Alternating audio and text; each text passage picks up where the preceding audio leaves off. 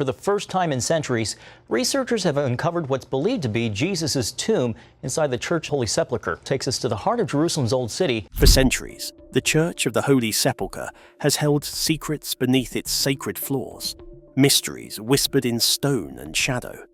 Now, scientists have uncovered secrets that could forever change how we understand faith, history, and the world's most revered tomb. What they found challenges everything we thought we knew and will leave believers and skeptics alike breathless. The night the tomb was opened. The Church of the Holy Sepulchre had stood for centuries as a place of faith and memory, but no one alive had ever seen what lay beneath its marble floor. In 2016, a major restoration was launched, the first comprehensive overhaul of the small shrine, the edicule, enclosing what tradition holds to be the tomb of Jesus of Nazareth, undertaken by a multidisciplinary team from National Technical University of Athens, with the blessing and cooperation of the Christian communities that share custodianship of the site. The core technical team was led by Professor Antonia Maropoulou, working as Chief Scientific Supervisor, and included Professors Manolis Kores for Architecture, Andreas Georgopoulos for Surveying, and Konstantin Spirakos as a Civil Engineer, among others. Working under their guidance, a larger group of conservators, engineers and technicians, about 50 experts in total, carried out a painstaking restoration that combined modern scientific documentation with careful physical work. In the night of 26th of October 2016, the team carefully slid aside the outer marble slab that had covered the traditional burial bed, a slab that had, according to records, shielded the tomb since at least the 16th century. What they found beneath was not rubble or random debris.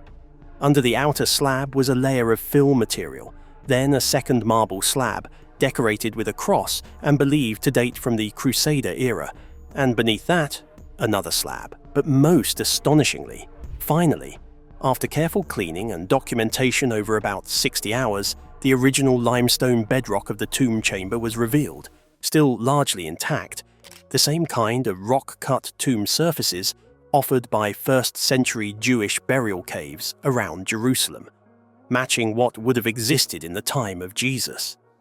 The discovery was a moment of astonishment and reverence. As scientists and conservators peered into the now exposed cave chamber of the shrine, many spoke of trembling hands and silent awe.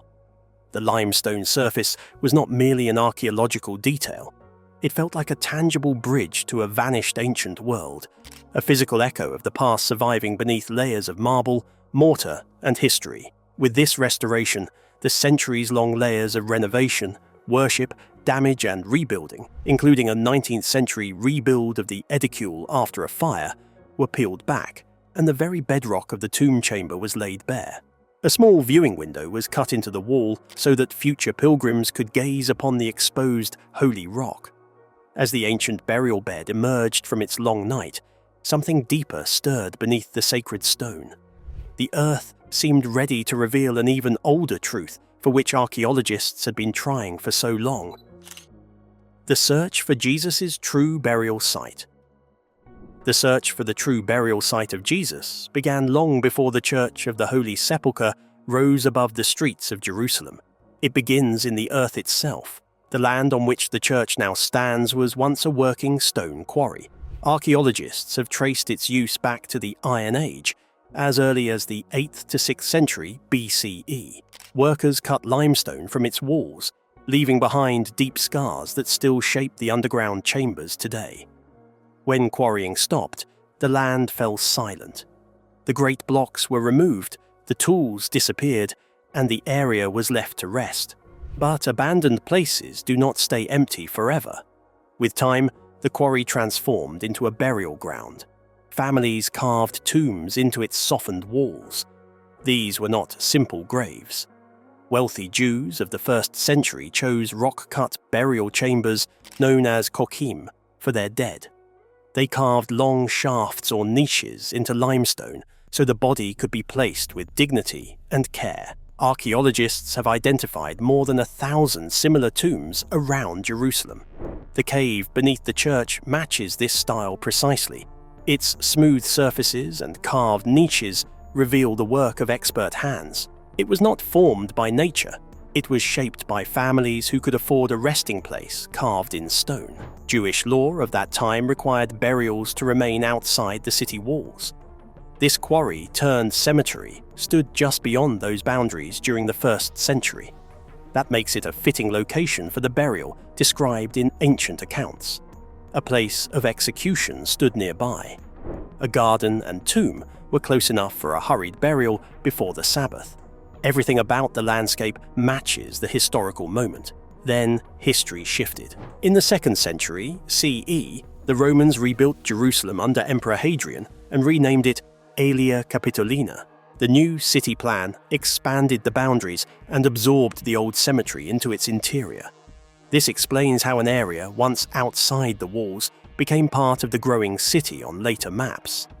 The original placement of the tomb remained untouched, even as the world around it changed.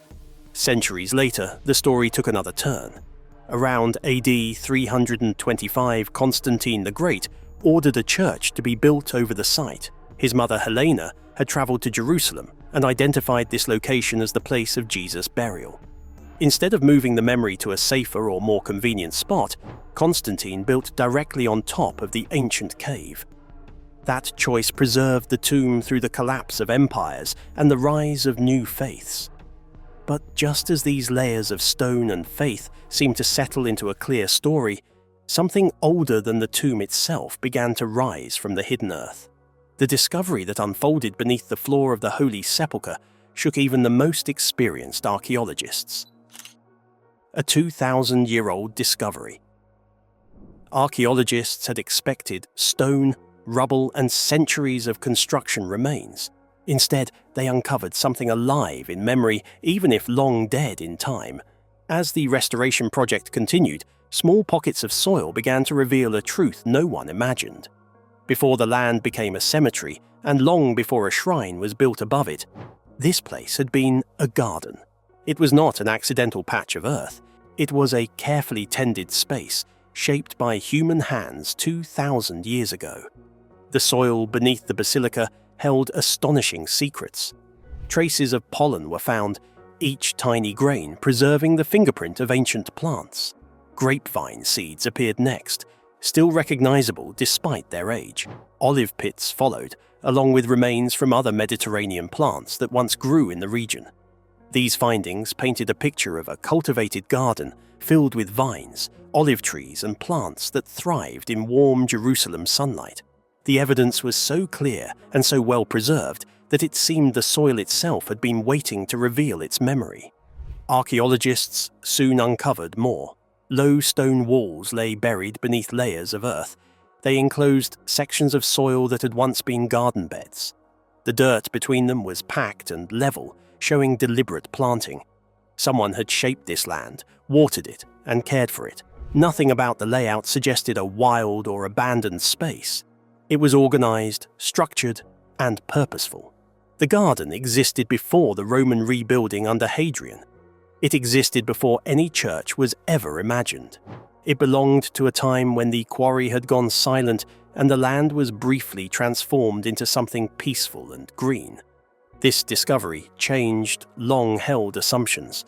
Many believed that the garden mentioned in ancient scripture was a symbolic image rather than a real location. Yet, here was proof that a garden did stand on this ground 2,000 years ago. Olives and grapes, both powerful symbols in Jewish and early Christian culture, once grew here. Life and growth once filled the place that would later become a site of death and burial.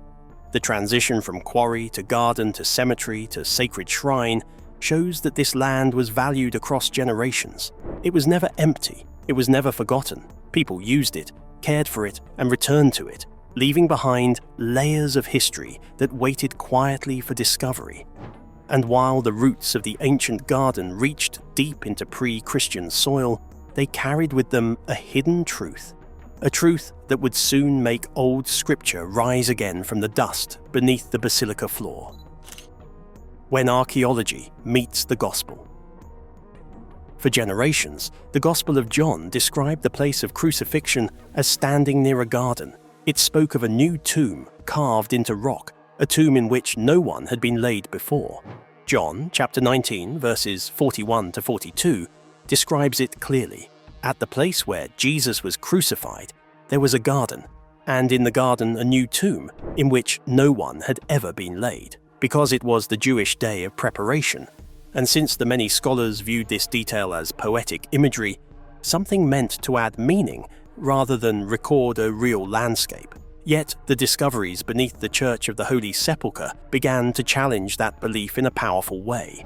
Archaeologists studying the soil beneath the church uncovered evidence of an ancient garden that matches the world described in the Gospel. Olive tree remains and grapevine seeds appeared beneath the floor. Grains of pollen preserved in the soil pointed to plants that grew in 1st century Judea.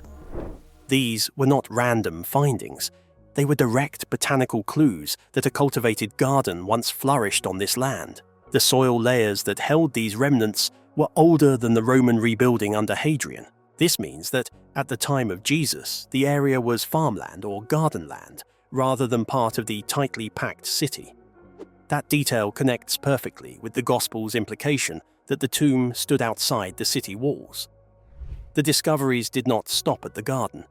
Beneath the soil lay rock-cut tombs carved into the limestone. Their structure matched the burial customs of wealthy Jewish families in the 1st century. Long, narrow shafts for placing bodies and smooth limestone surfaces shaped by hand made them unmistakable. More importantly, some of these tombs appeared unused. They fit the description of a new tomb waiting for its first burial, just as the Gospel describes. The combination of a garden and unused rock-cut tombs in the same area is too precise to ignore. John's words, once doubted as symbolic, now resonate through stone and earth. At the place where Jesus was crucified, there was a garden, and in the garden a new tomb, in which no one had ever been laid. If the tomb beneath the basilica is the new tomb, described in the Gospel, then the link between Scripture and geography becomes almost impossible to overlook. Scripture begins to echo through stone and earth in a way few expected. But as the garden released its secrets one by one, a deeper shadow began to emerge from beneath the soil. A burial ground older than the garden itself began to stir from Jerusalem's living rock. 6 powerful archaeological confirmations beneath the tomb. The discoveries beneath the Church of the Holy Sepulchre did not stand alone. Each finding connected to another until a picture began to form. A picture built not from legend or imagination, but from layers of earth, stone, and ancient memory. 6 powerful archaeological confirmations rose from beneath the basilica floor, each one adding weight to the belief that this site carries a real history stretching back to the 1st century. A pinhole of light illuminates the newly restored shrine, protecting what Christians believe to be the entrance to the cave where Jesus was buried. The first confirmation was the story of the land itself. Long before it became a sacred place, the area began as a quarry in the Iron Age. Workers carved massive blocks of limestone from its walls. When the quarry fell silent, the land was left abandoned. Then, in time, families returned to it with a new purpose. They carved tombs into the softened stone. The place transformed from a work site into a cemetery. This quarry to cemetery progression is recorded in archaeological layers that still lie beneath the church. The second confirmation came from the tombs found in the area. These were not random graves. They were kokim tombs carved with precision into limestone. This style belonged to wealthy Jewish families during the 1st century. Archaeologists have found over 1,000 similar tombs around Jerusalem. The tomb beneath the church fits perfectly within this tradition. Its shape, its layout, and its craftsmanship match the burial customs described in ancient sources. The third confirmation rose from the soil of the ancient garden. The presence of olive tree remains. Grapevine seeds and pollen prove that a cultivated garden once grew on this land. This aligns with the Gospel of John, which speaks of a garden near the place of crucifixion and burial. The remains beneath the basilica provide real-world proof of that environment. The fourth confirmation came from the age of the soil. The layers that held the garden and the tombs date to a time before the Roman reconstruction under Hadrian. This means that in the 1st century, the land stood outside the city walls. That detail matches the Gospel description of a burial site located beyond the boundaries of Jerusalem. The fifth confirmation came from the continuity of memory. When Constantine built the first church over the tomb in the 4th century, he did not pick a site at random. He built directly above the chamber that early Christians revered. Even when a pagan Roman temple briefly stood over the site, the memory of the tomb survived. That continuity shaped the shrine that still stands today. The sixth confirmation appeared in the architecture. Beneath the edicule that now shelters the tomb, archaeologists uncovered a circular marble base. It is believed to be part of Constantine's original structure from the 4th century. Its presence proves that the tomb was honored and monumentalized at a very early date. Yet, as modern archaeology examined every seed and every stone, the tomb and the garden were revealed as only the first chapter.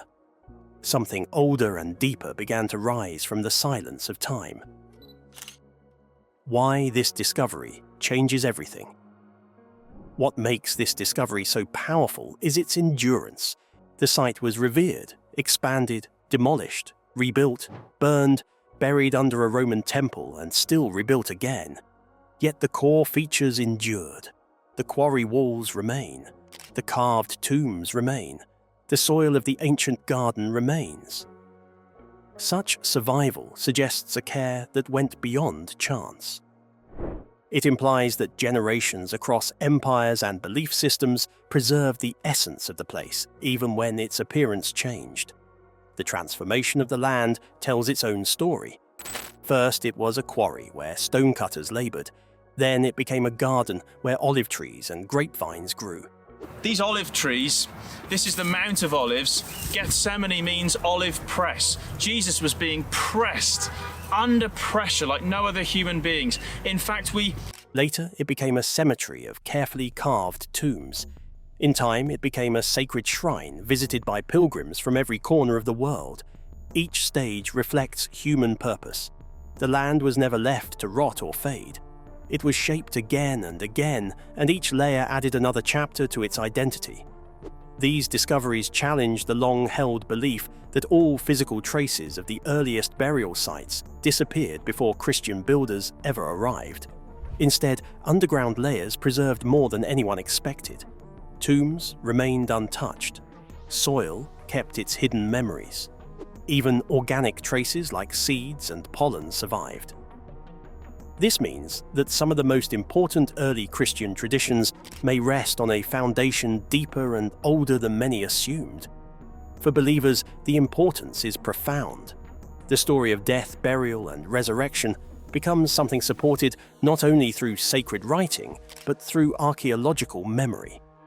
For scholars and historians, the site stands as a rare record of human reverence that has lasted more than 2,000 years. Whether one approaches it through faith or through history, the layers tell a story of remarkable continuity. The twist lies in the survival itself.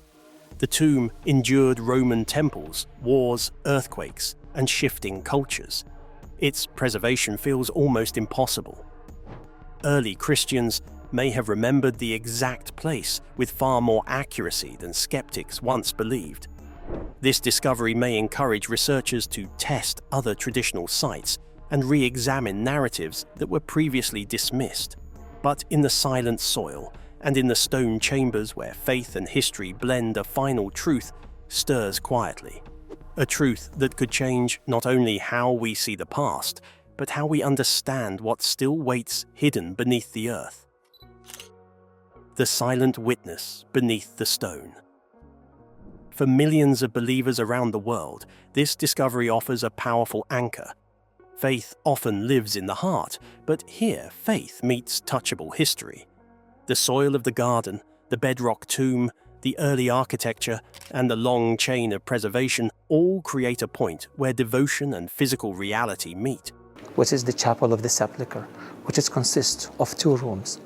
One of them is called the angel room, and over there's a fragment of one of the small piece of the rolling stone.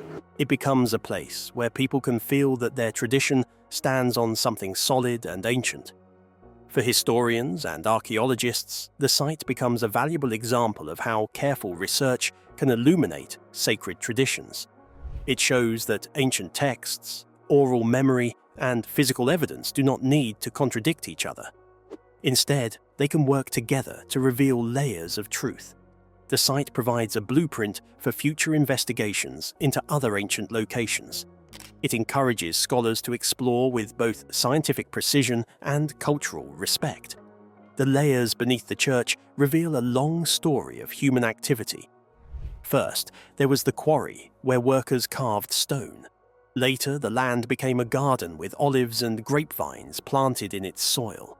Then, it transformed into a cemetery with rock-cut tombs made with careful skill.